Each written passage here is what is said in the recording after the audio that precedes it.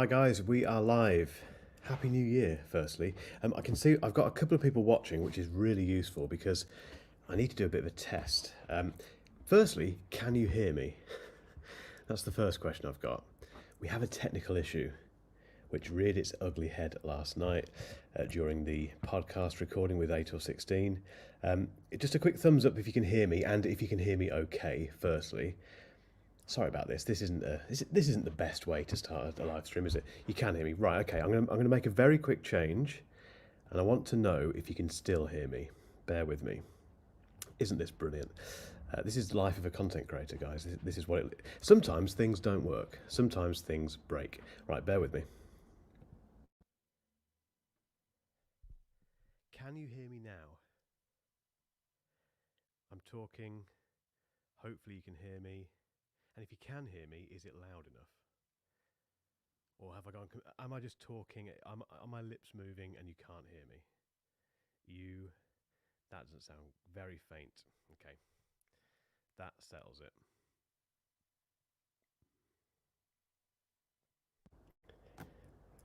I guess you can hear me now. Quick thumbs up. Back to normal, hopefully. Put that mic out of the way. Are we back in the land of the living, hopefully, guys? Hopefully not quiet now. Sorry about this. This is the first... Yeah, I am good. Sorry, this is the first time I've had quite a big technical issue with this setup, and for some reason that mic is just not working, and yet it is working. It doesn't matter, it's boring. Out of interest, does this sound okay? Does it sound any different to what I normally sound like? I'll tell you why I'm asking that in a second, but I'd be interested. Does it still sound clear and loud enough, and not as though I'm talking through a cheap microphone? Yes or no, or you sound terrible, or yeah, you sound just as normal. I promise that there's a reason behind this. Not that I want to turn this into a tech review, but yeah, okay, so it sounds like it's okay. The reason I ask that is because this expensive mic, like I say, for some reason has just stopped working on StreamYard and nothing else for some reason. Yeah, someone's just mentioned that you can only see me in 720p. That's always been the case on this live stream. That may change at some point, but at the moment, yeah, that's as it should be. If it's really clear, that's good news, because the mic I'm using now is the mic on this MacBook Pro, this M3 Max MacBook Pro, and we are told a lot by Apple that their mics are just amazing, but I never really use them. So if this works, I might just stick with this, to be honest. Yes, not the same. I don't know if that means it's worse, Gavin, but anyway, boring technical rubbish aside, is it New Year? It is Happy New Year. What date is it? It's the 5th of January. I can't believe it's 2024. Absolutely crazy start to the year, as it was always going to be. The reason for that is because I'm going to Las Vegas tomorrow to CES, which is the Consumer Electronics Show, and first time I've ever been, and I'm nervous and really excited in equal measure. Don't know what to expect, although I kind of know what to expect because a lot of people keep telling me what to expect. But even so, it's...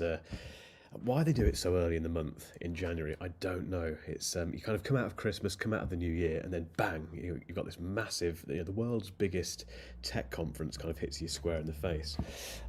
Johan says the mic picks up moving things on the desk, etc. more. It will. That's the only thing I'd say, guys. That's why I can't use it long term. I won't type on the keyboard because that would be very annoying. So apologies if it sounds a little bit annoying occasionally. Anyway, forgetting all that stuff, Happy New Year. I hope you had a fantastic Christmas. Lots planned for this year for the channel in terms of Solo Club and also Mark Ellis Reviews.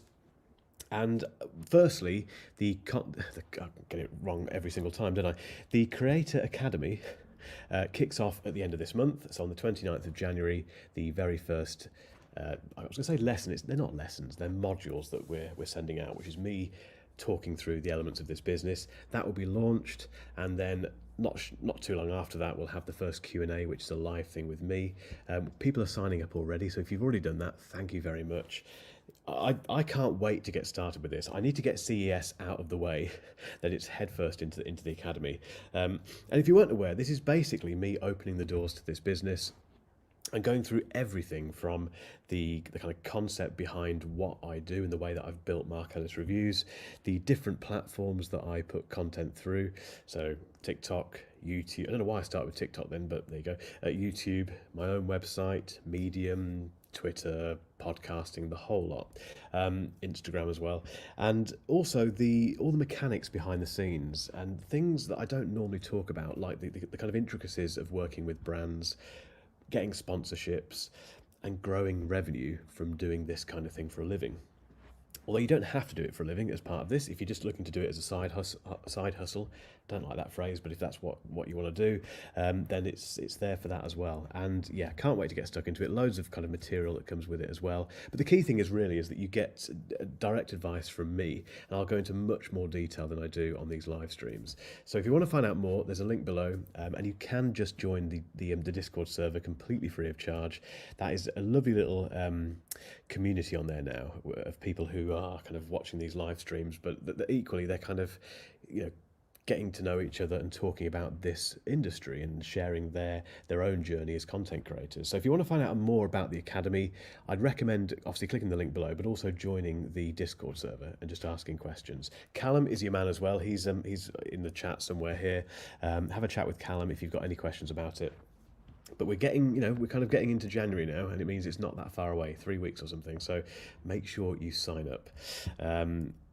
Anyway, I'm going to just very quickly turn off the chat so I can't see what you guys are saying, just so I'm not distracted. But please fill it with questions. As always, I think the way these little kind of Friday get-togethers really kick off is when you guys ask questions. So do not be shy. Please ask as many questions as you like.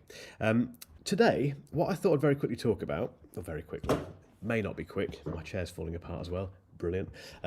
May not be a quick thing, but... And I went into it a little bit last week, but I want to talk a little bit about the numbers from last year. And these are the numbers that pertain to Mark Ellis Reviews, not Solo Club.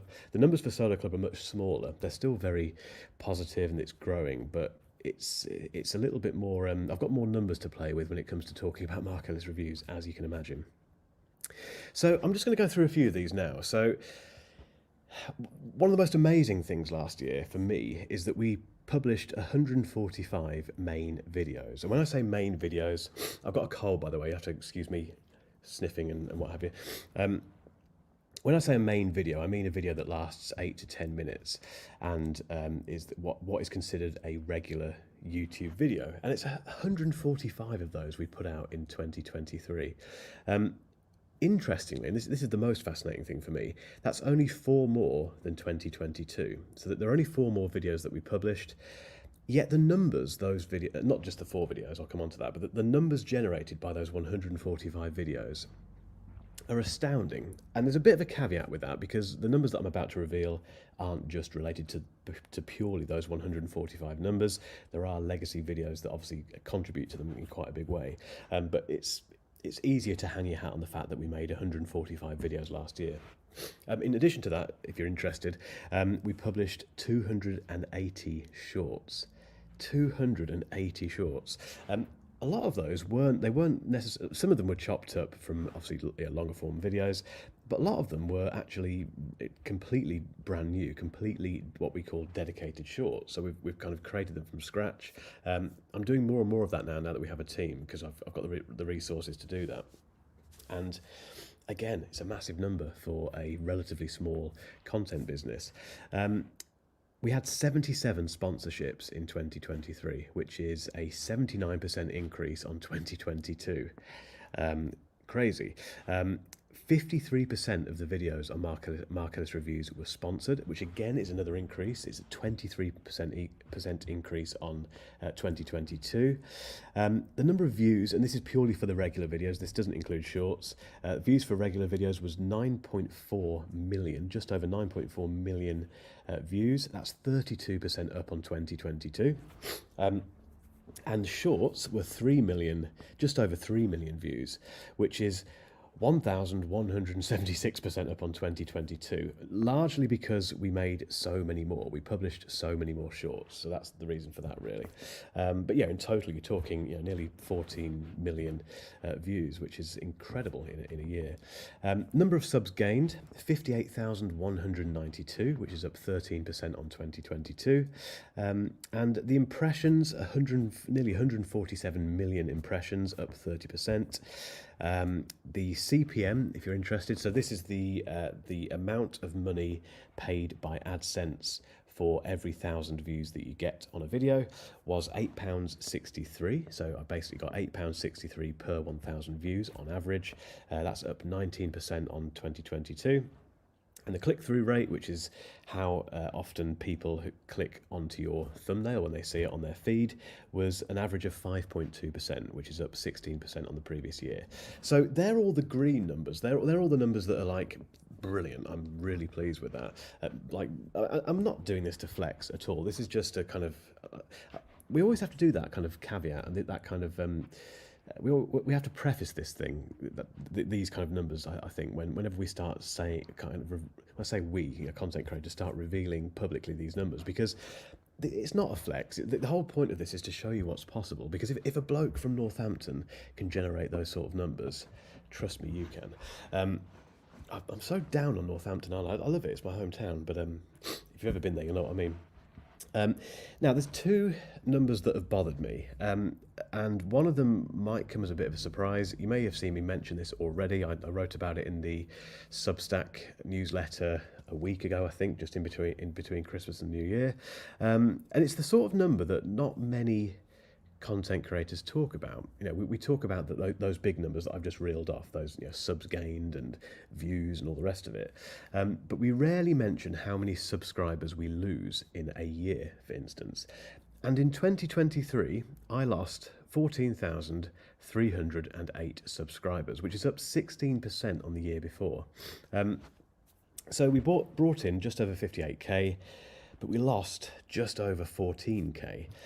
That's a colossal number. The more I think about it, the more horrible it is. I remember kind of really reaching for 10,000 subscribers on YouTube, and it still is a massive number. So to lose more than that in a year, but still be okay, obviously, it's a real... You really have to get your mind around that. You have to try and work out what that means. But 14,000 people clicking the unsubscribe button, or there's a few caveats with this, that possibly some of that is related to a clean out at YouTube's end. They do periodically clean out dead accounts, but hanging your hat on that as the reason you've lost 14,000 subscribers is pushing it a bit. But there'll be an element of that, obviously, and also there'll be quite a big element of people who have just had enough. And I said this on my newsletter, the Mark Ellis Reviews newsletter earlier this week, that's absolutely fine. No problem with that whatsoever. You need a clean list. You need a clean subscriber base. You don't want people on there who don't like the stuff that you're making anymore. It would be nice to know why they don't like it. The one thing that YouTube doesn't do, and I think it should do, is give subscribers the option to say this is why they're unsubscribing, but you don't get that, so you don't get any meaningful feedback unless you catch the odd comment here or there. But yeah, 14,000 gone completely. The other number that bothered me was the AVD, and this is the average view duration, which went down by 31 seconds to 4 minutes and 29 seconds. So this is as you'd guess, the average length of time that your videos are watched for. And bearing in mind, most of my videos are, I guess the average length of a video for Mark Ellis Reviews is about 9 minutes, I would have thought, 8 or 9 minutes, probably 9 minutes. 4 minutes, 29 seconds. It's still not bad, to be honest. People have very short attention spans these days, so keeping people watching for 9 minutes is a task in itself. So I'm not too bothered about the number, but the fact it's dropped bothers me. So I've got these two things. I've lost a lot of subscribers last year, and the AVD has reduced as well. But everything else is up. Had the best financial year ever. Had all these 58,000 new people come in, and I think we're making fantastic content. But there's something not quite right. We need to stop people clicking on that unsubscribe button. So what we're going to do, again, going back to that additional four videos that were produced last year, I don't for a minute think that those 4 videos were responsible for those massive increases in numbers that I mentioned a moment ago. They will have contributed, but they were definitely not, if I didn't make those 4 videos, who knows? I don't think the numbers would have been that different.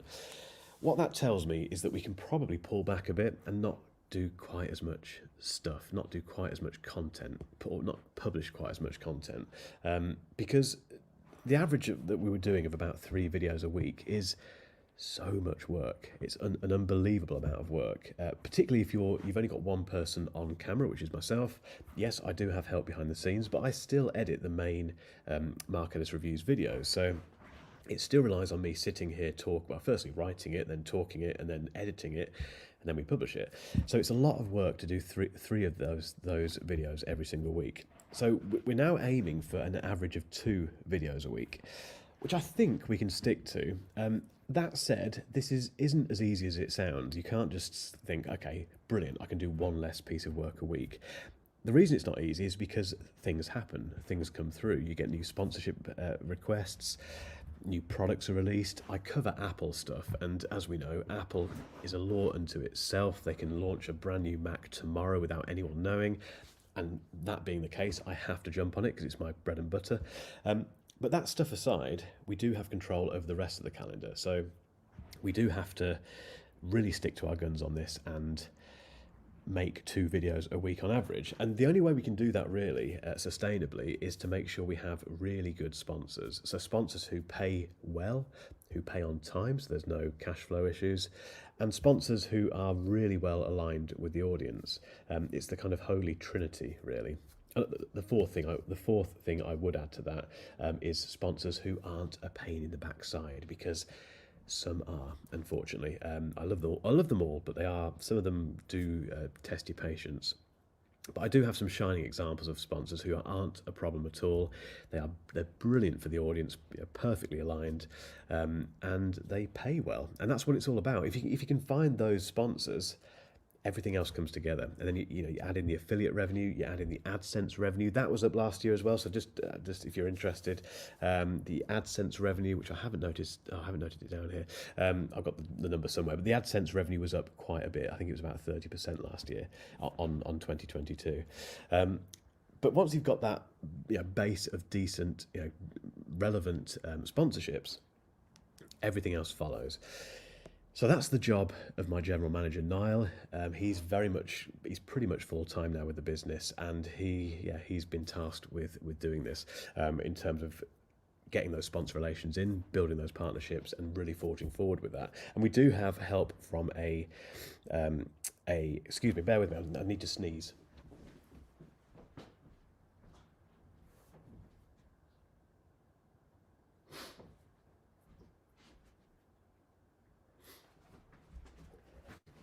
We've had a broken mic, we've had a sneezing fit, brilliant. Thank God I can mute this. So it's Niall's job now to basically take that sponsorship stuff on and really drive it. And we do have help from a consultant as well, a very experienced guy who's based in Canada, who's doing some work with Niall.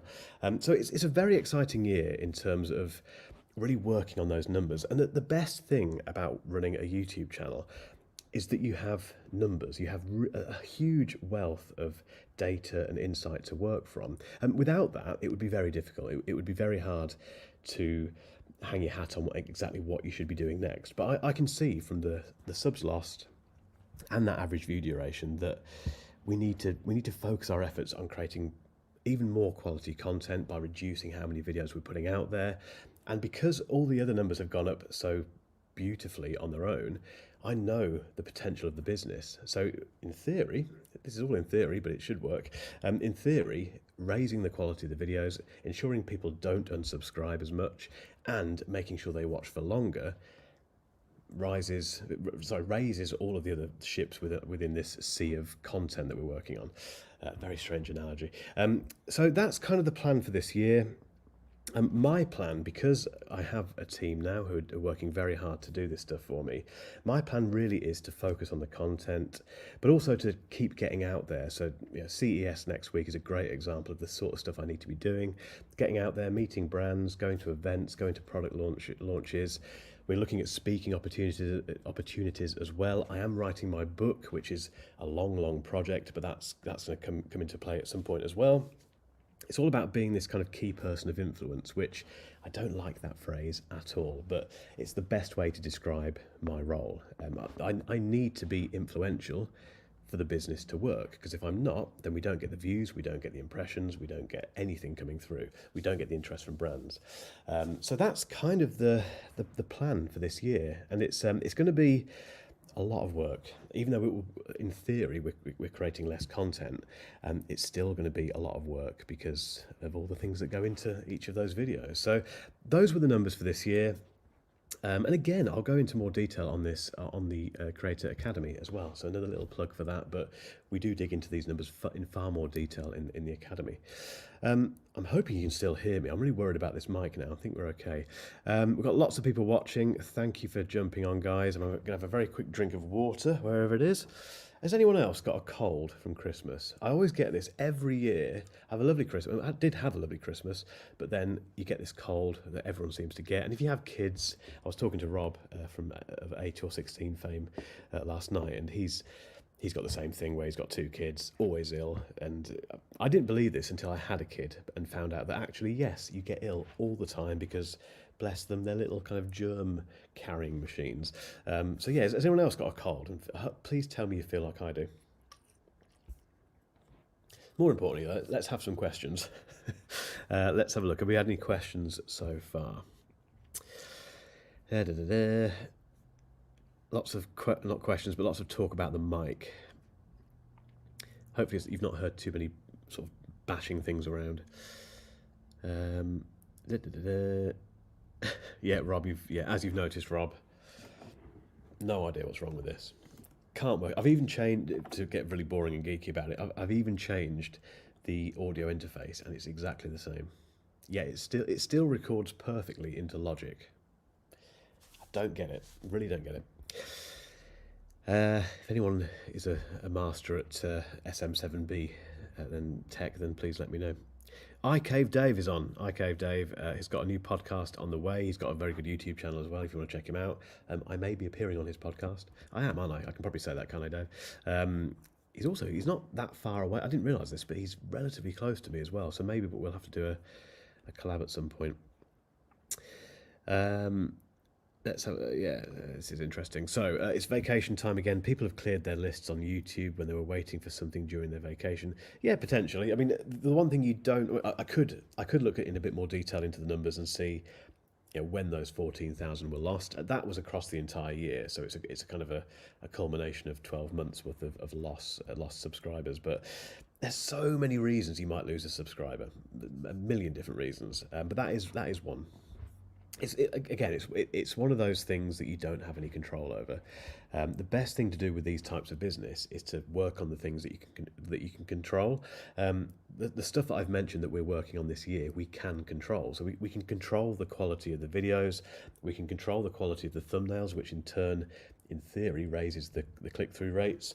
And we can control sponsor income because we can say no to sponsors, we can be proactive and do sponsor outreach. We can raise our prices. We can do whatever we need to do to make sponsorship work. But we can't do anything about people hitting the subscribe button or hitting the unsubscribe button.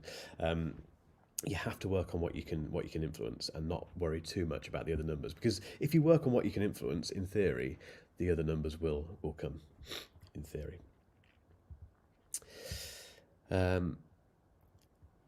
I think if you've done new things such as your upcoming trip and some Apple things, they will come back. Who knows? Maybe. There's a lot of things happening this year, or an awful lot of things happening this year. But who knows?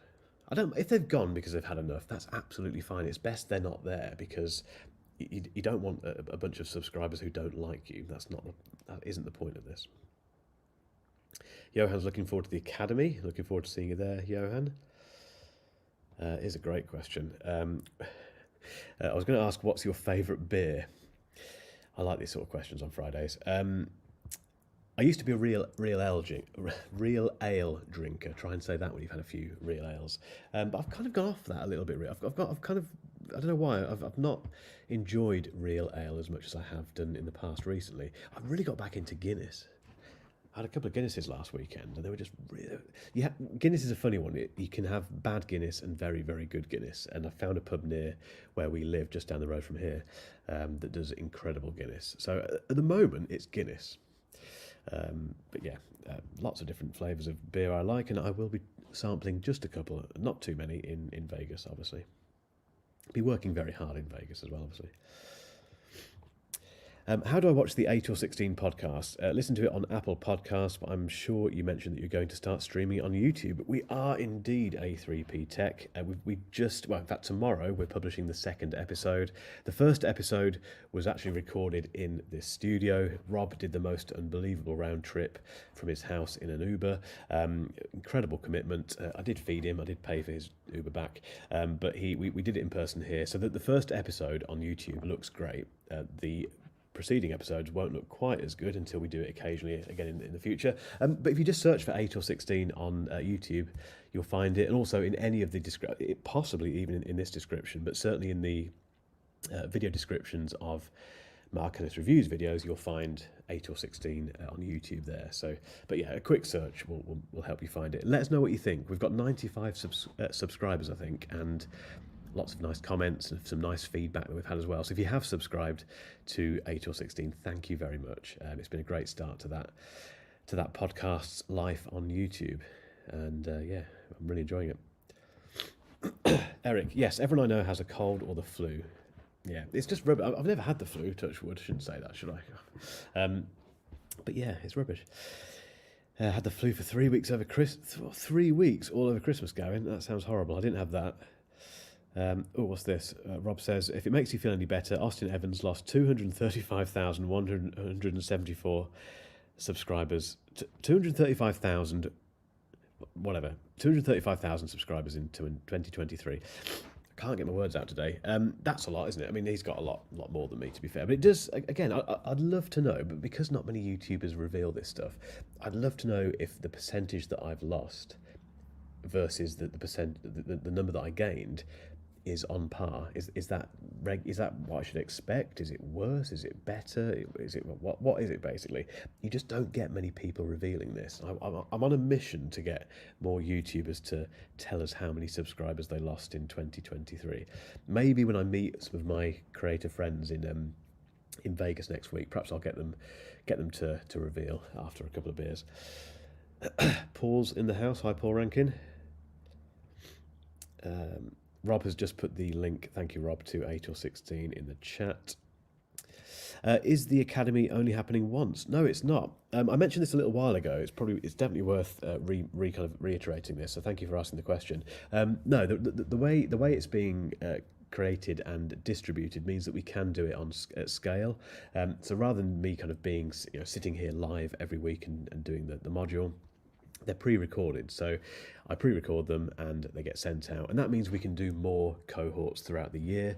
The live element is the Q&A, where we get together every month just to kind of to ask me questions. So the live element will always be there, but equally the fact that we don't have to keep creating the same content means we can do more cohorts throughout the year. So yeah, it will happen multiple times. It will be updated as it needs to be, but generally speaking, yeah, it's going to be quite a regular thing throughout the year. Jerry, hello Jerry. Hi Mark, I have a full-time demanding job while doing YouTube on the side. Between both, I am frequently spending 12 to 14 hour days working. Any suggestions on how to build the brand with minimal effort? 12 to 14 hour days is a lot, isn't it, Jerry? But I know the feeling. I did that for a long time while I was kind of building this business and doing other stuff on not on the side, but doing my main stuff back then. It's really hard. I mean, you've built a pretty decent following already, Jerry, and I'm aware of your work. And I think given the fact you have a demanding job, that's amazing anyway. There's only so much you can do. In terms of building a brand with minimal effort, the key thing, there's two things. One of them is the consistency, which I know is a bit of both of these things, I sound like a broken record about. I haven't invented these, it's just the way it works. Consistency, as long as you're consistent and you pick the day, whatever it is each week to publish and stick to it, it will become a habit, and that's how you form that habit. The other thing that thing has to be supported by is process and having the right processes in place. Going back to those 2 to 3 videos that we were publishing last year every single week, that was only possible with absolutely robust, rock solid processes. Without those, we'd have been I wouldn't have been pulling my hair out, but the team would have been pulling their hair out, trying to get this stuff out. But because we have from A to Z, there is a thing that we do basically from step 1 to step 10, every single video passes through that process. It just means we can get them out quickly. If you keep changing that process, I'm not suggesting you're doing this, Jerry, but if you do keep tweaking that process, or buying new gear, or trying a different editing program, or changing the way that you write your videos, or whatever it might be, that slows you down massively. And I know that because I've been there. But I very quickly realised, within about a year of starting the Mark Ellis Reviews channel, that if I condensed everything I was doing into a very succinct process, I could just keep repeating it, rinse and repeat. And I was doing that, like I say, while I had another job. And looking back, I don't know how I did it. I don't know how I did both, but I did.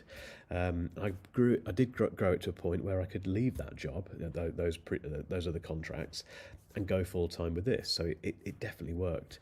So it's not probably the answer that you want, Jerry, but it's remaining consistent and having those processes, and just being realistic. I think if your demanding job is, I guess, what pays the bills, and it's something that you need to do. So that has to take precedence. So you can't overcommit or overpromise yourself. So if you miss a video, it's not the end of the world. Your audience isn't going to go anywhere in that respect. But yeah, just really nail down those processes. That's the key thing. Don't be swayed by the bright lights of a new camera or lighting or whatever it might be, unless you absolutely need it. When you find something that works, stick with it. Don't keep changing. Jakob says, do you have any CES solo club plans, some podcast or vlog? Probably not, possibly for CES, possibly for solo club. So obviously the main reason for going to CES is for Mark Ellis Reviews. It's tech, so that's the channel to put all that stuff through. Although most of it, to be honest, isn't going to be YouTube content. It's going to be mainly Instagram content and TikTok content. There'll be some stuff that goes on YouTube, but not a huge amount. And equally, I don't know what to expect from a lot of it. So it's going to be flying by the seat of my pants, really. In terms of solo club, I won't promise it, but I think I'll be doing a day in the life vlog at CES.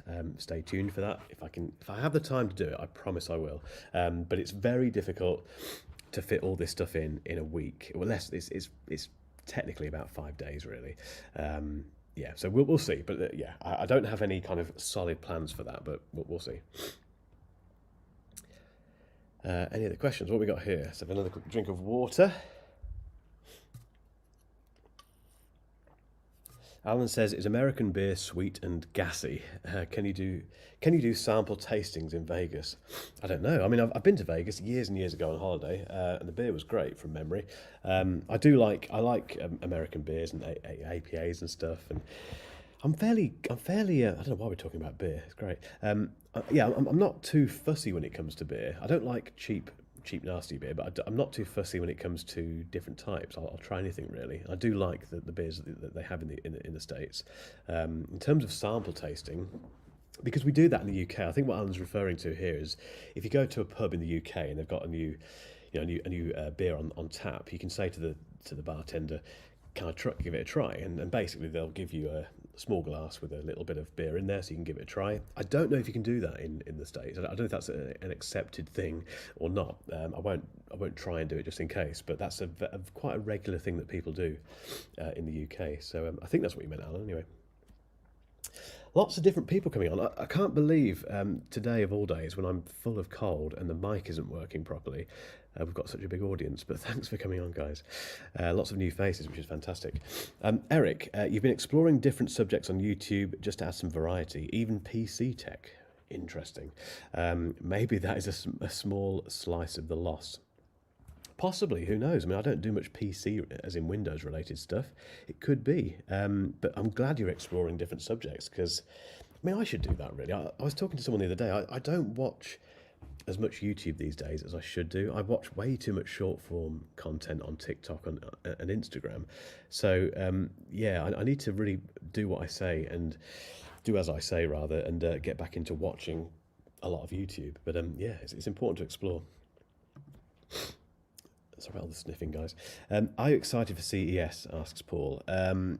Yes, I am. I mentioned this at the start of the live stream, that I'm excited and I think nervous is the right word, in equal measure. It's something I've not done before, and everyone you speak to who's done it either if they've just done it once or they've done it multiple times, they all say the same thing, which is that it's brilliant, but it's also just bonkers. And be prepared to walk miles and miles throughout that week and not really know what you're doing, where you're going next, etc. I do have a lot of stuff booked into the diary. It's been amazing how the diary went from being very empty 2-3 weeks ago to being jam-packed with stuff now, to the point where, because I'm looking at my diary in UK time, it's difficult to work out where the gaps are, but it's got to the point where I'm thinking, when I get there tomorrow or Sunday, really, I need to really sit down, look at the diary and think, okay, what time do I have outside of the conferences that I'm booked into and the hands-on stuff I've been booked into, etc. And I've got a few booth tours that I've been booked onto by brands. Where are the gaps, and what can I do within those gaps? The other thing I'm doing, what I need to do while I'm over there, is a collaboration with Pete Matheson is going. He was on my mind. No, I'm doing a collaboration with Patrick Rambles, and that's got to be fit in somewhere. That's a sponsored video that I've promised a brand that we'll do while we're over there. So I've got to do that as well, and fit in walking around the show floor and finding really interesting, weird tech. I don't know what's going to happen, basically, but that's quite exciting, I think. But yeah, Paul, certainly, I think because I know Paul's got his own YouTube channel, which again is a tech YouTube channel. I think if you're into this business in tech reviews, etc., I would plan to go to CES at some point. It's always been my goal to go there since starting this business. I was very aware of it beforehand, and I knew it was the sort of thing that you just had to go to at least once, and I'm glad that I've booked it. It has paid for itself already. I think we're 99% there with a sponsor, which is an integration that I'm filming over there, which means the trip is pretty much paid for, which is great. But yeah, it's a week away from the business, the regular business here. So it had to be worth it, and I already know it is. I know it's worth it. Whether or not I'll do it again, who knows? If I get there and think, okay, this was a good first time thing, but that's it. Great, but I think you've got to do it at least once. I think definitely. Paul, have you got an affiliate link for the Whoop? You've just noticed my Whoop. Been contemplating one for a while now. I don't, unfortunately, Paul. No. I've bought this with my own money. I did have one gifted to me over a year ago, which I reviewed. But I've bought this one specifically for my own purposes, if that makes sense, because I want to use it for a year for two specific reasons. I want to get better sleep, and I want to be better or more ready for training, which more for gym work, which I'm not. Both of those things I'm very bad at. So I want to see if I use this for an entire year rather than just 3 months like I did for the review. What's it like? But no, thanks for asking, Paul. But no, I don't have an affiliate link, I'm afraid. Hopefully you can get a good deal with them, though. They do have deals occasionally. Have you got any plans to get into reviewing tech for Web 3.0, metaverse, cryptocurrency, NFTs, etc. in the future? Metaverse, cryptocurrency, and NFTs, nah. Is that Web 3? I've got no idea. I kind of, what's the best way to describe this? I work about a month in advance when it comes to tech, which sounds ridiculous running a tech channel, but I'm creating tech for consumers primarily, and it needs to be whatever I cover needs to be very closely aligned with the brand, and also more importantly with my audience, which is why this is such a good question actually. If I started getting into this stuff that you've put there, although there's a massive audience out there for it, and they're all really interesting niches, they're not my niche. And if I made a video on NFTs or cryptocurrency, no one's going to watch it. People will watch it, but it will be a 10 out of 10. It would utterly tank because it doesn't make any sense for it to be on my channel. So that's a great example of something where even if I was into cryptocurrency and NFTs and stuff myself, just sticking that onto the channel because it's an interest of mine and it's a future tech thing. I know that it will. I know that the Mark Ellis Reviews channel well enough to know that it wouldn't work. But it's a great question because it would be tempting to do that. It would be tempting to jump on those bandwagons. But I do genuinely look a month ahead in terms of tech. I can't do any more than that. At Apple, for instance, we don't really know what they're doing from 1 month to the next. This year is a little bit different because we know that Vision Pro is on the way, and that's a very big thing. That's probably in terms of future tech, that is going to be the closest I get to it this year, really. What that will lead on to, who knows? There'll be other things I think that I'll want to get my kind of teeth into after using Vision Pro. But yeah, the rest of it really, it's not really my audience. It's not really my wheelhouse, if you like. So, but it's a great question because it's really relevant to kind of content creation in general. Any other questions, guys? Where are we? 20 to 5 in the UK. I still can't believe it's 2024 either. It's come around so quickly. Any other questions before I disappear and blow my nose? Which I've been dying to do for the last hour. Just double checking I haven't missed any questions as well. Paul says you took a deal on for a company who have a car tech that has crypto in the background. I was skeptical at first, but hopefully it works on my channel. You're a car guy, Paul, so hopefully it will. I'm a car guy as well, but again, have to be very careful with that sort of stuff on the channel. But how on earth does car tech relate to crypto? I don't understand crypto. I don't get that. I don't get NFTs. I'm a bit of a dinosaur with that sort of stuff. Crypto car, interesting. It does make you think what I'm going to see at CES, because there's always some wacky tech, lots of stuff that never sees the light of day. I am talking of cars. I'm looking forward to seeing the car tech there, because a lot of the car brands, obviously, they go to CES. They show off their latest EVs and all that sort of stuff. So that's going to be interesting. Coming soon, Paul. I'm sure it is. Any other questions, guys? Any questions about CES or the numbers that I've just given you? I hit you with loads of different numbers earlier. And it's not all the numbers either. I didn't talk about revenue. At some point, I will give you a bit of an insight into the revenue side of things. Although, again, there's more of that in the academy. But yeah, the numbers last year, again, I can't get my head around them. That even being 3.5 years into this business, I just don't get it. They're just colossal. Any advice on how to get tech sent to you as a new creator? Really good question. It's one of the most common questions I'm asked if anyone ever kind of quizzes me on this side of things. In terms of getting stuff sent to you, what I wouldn't do is do, if you've got a relatively small channel, I wouldn't bother doing outreach. I did this. So I think when I was at about 10,000 subs, I thought, okay, let's start reaching out to brands and try and get some stuff into review so I can prevent myself from having to buy it, and cause that gets expensive. And it didn't really work. I probably wasted a lot of time doing that.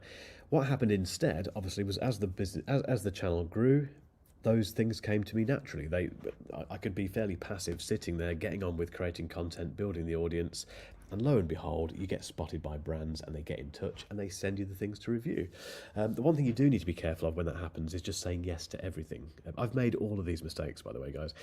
Saying yes to every single thing that comes through, whether it be a tablet or a phone case or whatever it might, the number of mechanical keyboards that are in this room that I said yes to reviewing. There's 2 of them down there actually, and then just had no time to do anything with, or couldn't be bothered to do anything with, because when they arrived, I thought, why did I say yes to this?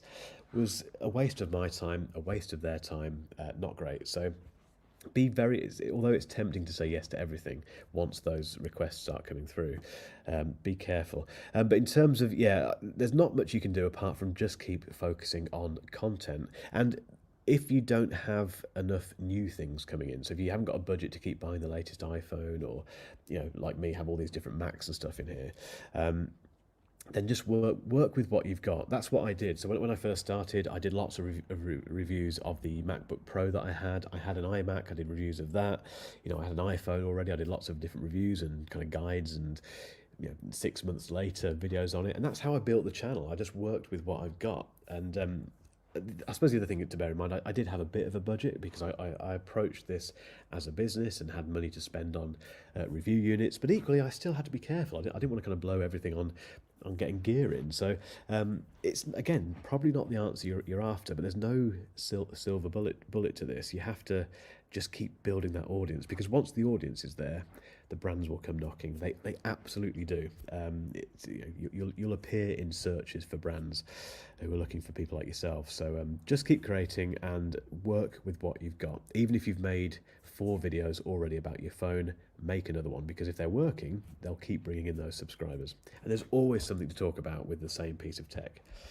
Trust me, I've done it plenty of times. Jerry, you agree with all he said. Building. Start with what you have and get more over time. Yeah, start recording with your phone and slowly improve. Absolutely, just use your phone. As I've proved today, buying expensive gear doesn't always work. Trust me. The number of problems I've had with expensive gear and then just resorted to using something very simple. There you go. Paul, don't want to step on Mark's toes. Just be careful. You can broke trying to keep up. Yeah, you can get broke trying to. That's exactly what I'm saying, Paul. Yeah, you can spend way too much money on this stuff and end up in a bit of a state with it. So, not that I've done that, but I've heard other people, without sort of revealing who have got into trouble doing that sort of thing. So please don't. So you've had 2 random contacts, but how do you know a serious contact and not click on a dangerous link or PDF from a random person? A couple of things to look out for with that. If those emails come from a Gmail account, it's very occasionally I get Gmail emails which are genuine, from genuine brands. It's not a very good tactic on their behalf, obviously, but I'm always suspicious of them. The second thing you need to be very careful of, if there is a link to a Google Doc in the, if it looks very genuine and there's a link to a Google Doc in the email body, don't click it. There's a scam, a horrible backdoor method of scammers getting into your YouTube channel via these Google Docs that are infested with malware that basically give them access to your YouTube studio account, and they can take you down. This happened to Linus Tech Tips last year. Big deal that is. So PDFs, it's the usual kind of email, kind of safety that you need to abide by. Really, don't open PDFs that you're not expecting. Don't open executable files or DMG files, all that sort of stuff. Look for, just do a bit of due diligence. If you get an email from a brand or what looks like a brand, Google them. Make sure as long as it's not a Gmail account, make sure the email address, that the domain on the email address is a real one and is a reputable business. Look for the reviews, the consumer reviews, but don't click on anything that you're not sure about at all. In fact, of all the brand partnerships that I've built, none of them send a PDF to begin with. Most of them send, like I say, with a very few exceptions, most of them will send from a proper email address, and it will be an email that basically says, we've seen your channel, we like what you do, we've got this product, here's the product. They might have a link to their website, just double check it is a link to the website, and that's it. They'll say, can we have a chat? The best way to kind of get around this as well is to arrange a call with them. So get them on the phone, get them on a Zoom call. If they disappear once you request that, then there's your answer. If they're up for it, then again, it's more of a green flag than a red flag. I hope that helps. Paul Hibbert also got, so Paul Hibbert's got a brilliant channel, absolutely. He's a very unique tech content creator. I'm quite good friends with him now, actually. We've managed to get him into our little sponsorship WhatsApp group that's got myself and Patrick and Pete Matheson and a few others in there. Paul's joined that recently, and he's just as lovely as you can imagine he is from his videos. But he was, he really... I think it was last year, Rob, wasn't it, where he had that exploit where he clicked on a Google Doc thinking it was because normally they're very sneaky. That it will look like a sponsorship agreement or just a product spec list or something disguised as a Google Doc. He clicked on that and they got access to his YouTube account, his YouTube studio account, and completely removed all of his videos and shut down his entire business for quite a while, and that is his business. Like me, that is his livelihood. And he put up a video where he broke down about it, and horrible. I remember watching that and thinking, okay, right, let's batten down the hatches, basically. So you have to be careful with this stuff. What a powerhouse of a WhatsApp group. We have a bit of a laugh on there, but it is great. And the reason I mention that WhatsApp group is because, as I think I've mentioned on these live streams before, one of the best things you can do as a content creator is get some friends, get some mates. It's the reason I've set up the Discord server. I want people to create a community. The best thing you can do is talk to other creators and get friendly with them. It's the best way I found to remain sane and just learn about this craft and what we should be doing. Are you ever able to reschedule your brand videos? What do you mean by that? I'm not sure what you mean by that. Do you mean republish them? Able to reschedule your brand video? If you could just kind of clarify what you mean by that. If you mean republishing, no, we never do that. Just publish them once and it's done. But I may have got the wrong end of the stick. I didn't realise you were mates with Hibbert. Please, can we get him on the 8 or 16? What a dude.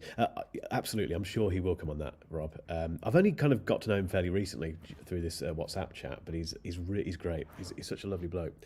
He's exactly what you expect him to be. Whenever I've watched his videos, I've always thought, I bet he's a nice guy. He just looks like a nice guy. He's also got a brilliant book, which I bought last year, called Troll Hunter, I think it's called, where his responses to trolls are just genius, and he's put them into a book, and yeah, it's worth buying. You'll find it on Amazon, I think. It's just brilliant. You meant sponsored videos. Reschedule. I'm not sure. Again, I'm not entirely sure what you mean. If you mean, yeah, I don't want to kind of get the wrong end of the stick with this. Yeah, can you clarify a little bit more what you mean by that? I don't really reschedule anything. So a sponsored video just goes out. It gets published on an agreed date and gets published, and then we move on. So again, I'm not entirely sure. I don't want to get the wrong end of the stick of that question. Any other questions I've missed? Because I'm going to have to love and leave you in a moment, because I do need to go and blow my nose.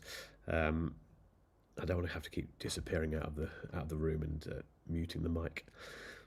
Aren't colds are really annoying? Like, I don't feel ill. I feel absolutely fine. It's just this horrible head cold that's just annoying. It's like, just go away.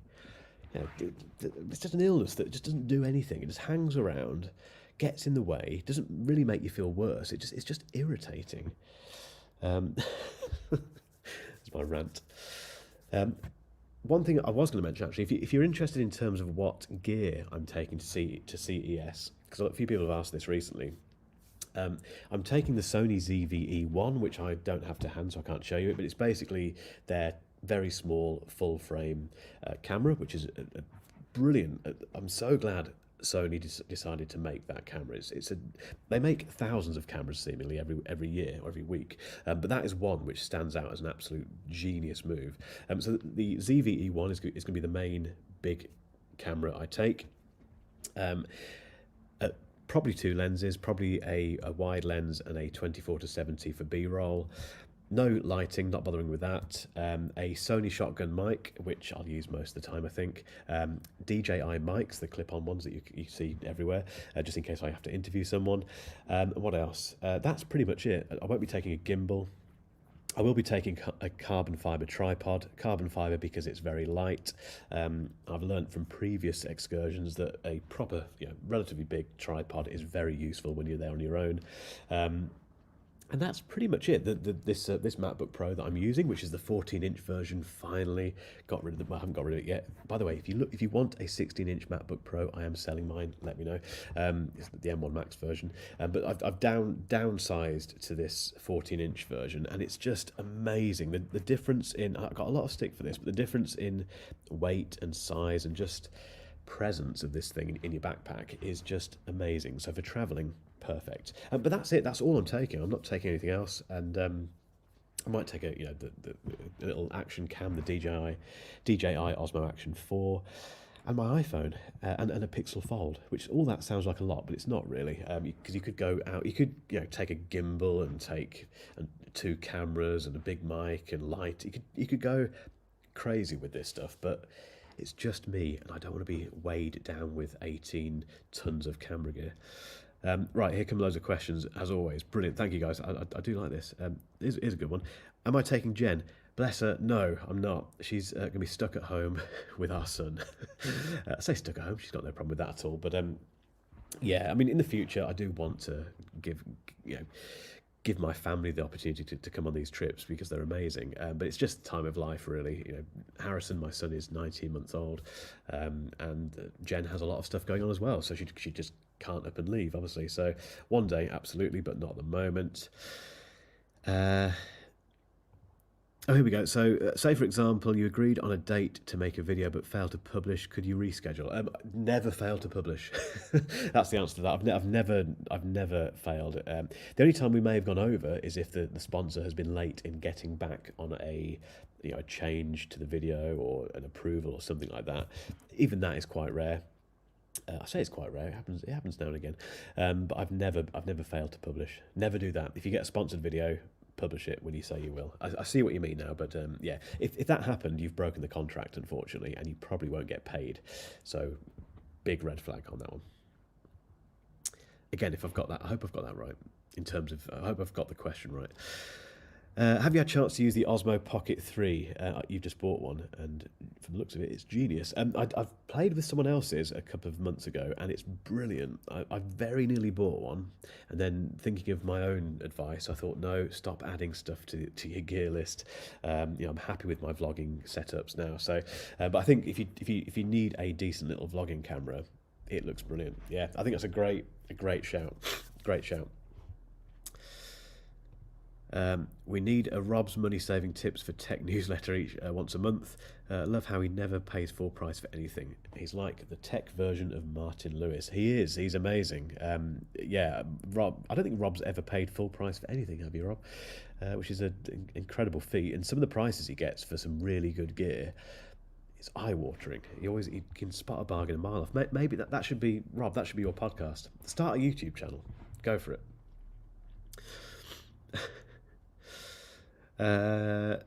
Jen and Harrison looking forward to Dad's 5-star Dubai trip. Yeah, that'd be nice, wouldn't it? One day, maybe. And Johan is also loving the DJI Osmo Pocket 3. If they send me one to review, then I'll check it out. But I'm not going to buy one because I don't need it. It's getting more gear that I don't need. But I do think it's, from what I've seen and from what I've heard of other people using it, it's a very good option for a very, very small vlogging camera. Probably beyond that as well. I think it can probably do a lot more than just vlogging.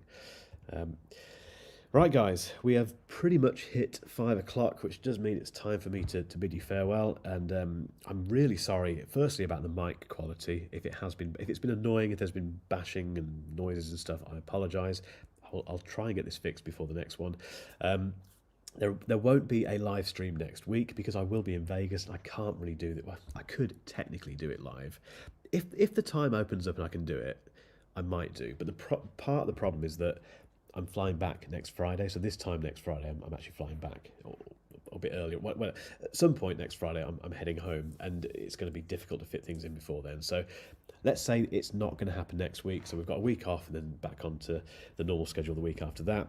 As mentioned, if you haven't checked out the Creator Academy yet, the link is down below, as is the link to the free Discord server and the link to the free Substack newsletter, which I send out every week. I'm asking lots of you there, I know, but yeah, if you fancy getting even more of me, I don't know why you would, but if you want to, you can do.